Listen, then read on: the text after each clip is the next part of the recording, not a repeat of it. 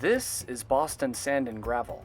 Located in the middle of a highway interchange, this industry has played an important role in Boston construction history. But why is it here? Boston, Massachusetts. You may not be able to tell by its skyscrapers and busy streets, but Boston's Back Bay neighborhood wasn't always a bustling hub. A tidal marsh up until the 1800s, the Back Bay was filled in with gravel sourced from the metro area, ultimately creating the neighborhood we know today. This project sparked massive construction, creating the High Spine, a large area where skyscraper construction is permissible in the city. This, alongside interstate construction, bolstered Boston's growth. But Boston's biggest and most famous construction project was yet to come. The most complex urban construction project in U.S. history, also known as the Big Dig, would take place from 1991 to 2007. The project involved moving multiple highways underneath the blocks of the city. 3.8 million cubic yards of concrete were produced for the project, enough to build a standard sidewalk from Boston to San Francisco and back 3 times, according to MassGov.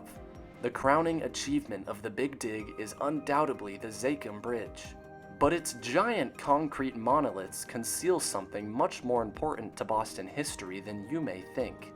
It is below this bridge where you will find the industry that made much of this construction possible: Boston Sand and Gravel.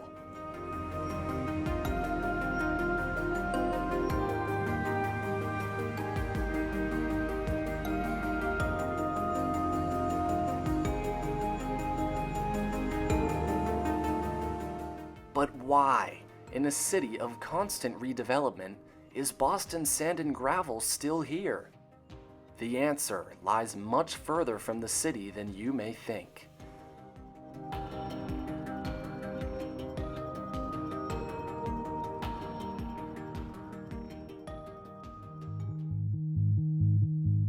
Boston Sand and Gravel Company is a relic of an age when Boston was covered with industrial sites. But now, it is one of the only ones remaining. The humble industrial facade of Boston Sand and Gravel is an often overlooked historical monument. Everybody knows Fenway Park, the Bunker Hill Monument, and Old North Church. Boston Sand and Gravel is yet another landmark in the city that has hardly changed. It marks the point where you break free from traffic on the ever-congested Storrow Drive, perhaps heading home or on a vacation north of town. Just as the south side of the city has the Rainbow Swash, the north side has Boston Sand and Gravel. These iconic structures are like signs saying, "Welcome home." It's logical to think that something else should go in this industry's prime location. But there is not much logic in moving one of Boston's largest concrete suppliers further from the city. Boston Sand and Gravel has played a central role in the city's growth. The Boston Sand and Gravel Company was founded in 1914, first at the current location of the Cambridge Side Galleria. Unlike today, the company receives sand and gravel, necessary materials for making concrete, by dredging the ocean floor. Steam-powered barges filled with the aggregates would travel up and down the Charles River and into the Lechmere Canal to reach the industry. Today, the hustle-bustle industry stands between the interchange of Interstate 93, Route 1, Storrow Drive, and the 7 tracks that lead into the MBTA's North Station. Materials like sand and cement are now delivered by rail from points north. Gravel and other aggregates are trucked into the industry. This map overlay, provided by Boston Public Library's Atlas Scope, gives a good sense of how much industry there once was in Cambridge and Boston's core. All of those train tracks you see on the left are now gone, replaced with developments, hence why it is so remarkable that Boston Sand and Gravel still stands today. But how did it get to its current location? Let's find out by talking to Alan McMillan, a retired Boston and Maine railroad engineer. That was originally a coach yard for passenger service. There would be around 400 coaches stored there every day. There were makeup coaches for all the trains that ran out of there. And Patrick McGinnis was president of the Boston and Maine in the 50s and 60s. Sold it to the guy who owned Boston Sand and Gravel, but it was originally the Boston Maine Railroad coach yard, that entire property there. You look at pictures from long ago and you can see hundreds of passenger cars stored over there. One of the keys to Boston Sand and Gravel's long-term success is the company's craft. If Boston Sand and Gravel weren't producing concrete, the very foundation of highway and development projects, it likely would not still be where it stands today. After all, the majority of the industries that once stood in this area are gone. Today, Boston Sand and Gravel is the only rail-served industry left in Boston's inner core.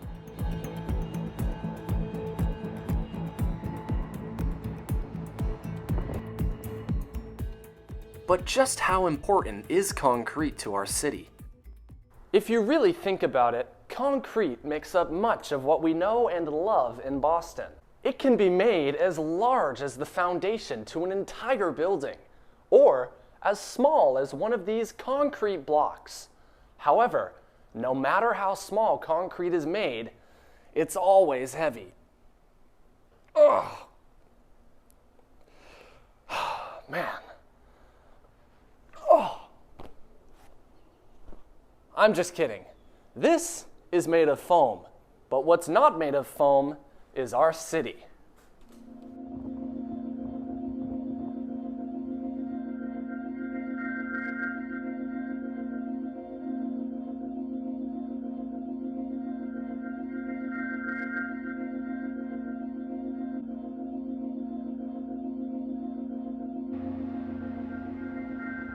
Having a source for high-quality concrete located in a city's core is a major asset, especially in a city like Boston, with a delicate mix of maintaining old and designing new buildings.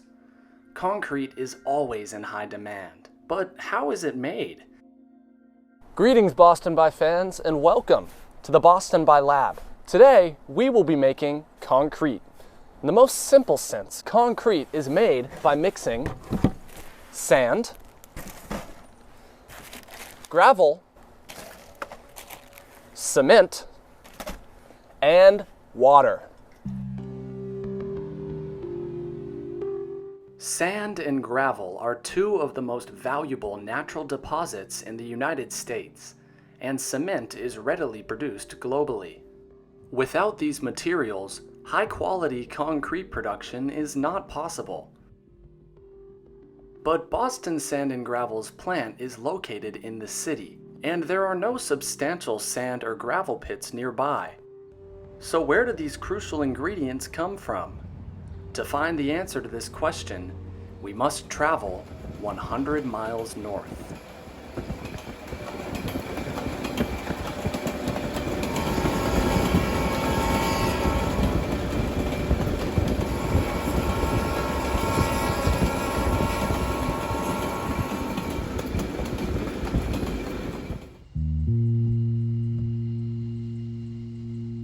Boston Sand and Gravel imports sand from their subsidiary company, Ossipee Aggregates in Ossipee, New Hampshire. Trains loaded with sand ship the highly touted aggregate into the city multiple times a week. This operation is done by the New Hampshire North Coast Railroad, another subsidiary of Boston Sand and Gravel, as well as CSX for the final leg of the trip into Boston. This sand train is the second to last freight train left running into Boston's inner core.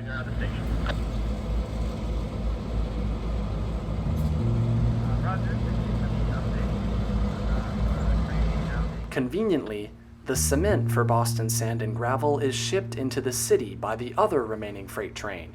Loaded cars for Cement Quebec make it into the city twice a week.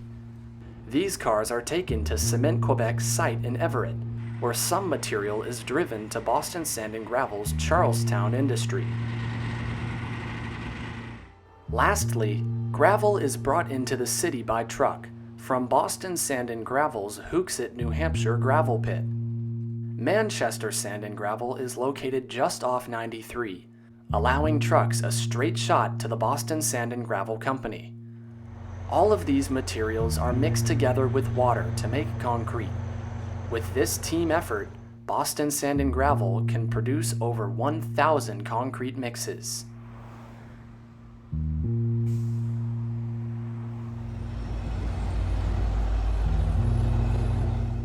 It's like Virginia Lee Burton beautifully illustrated in her book, The Little House. As the little house remained the same, the city grew around it. The little house, which once blended into a neighborhood of similar-looking buildings, later stuck out in the crowd as the last one standing. Boston Sand and Gravel has a very similar story. It holds itself strong in its place, and in the hearts of many longtime Bostonians.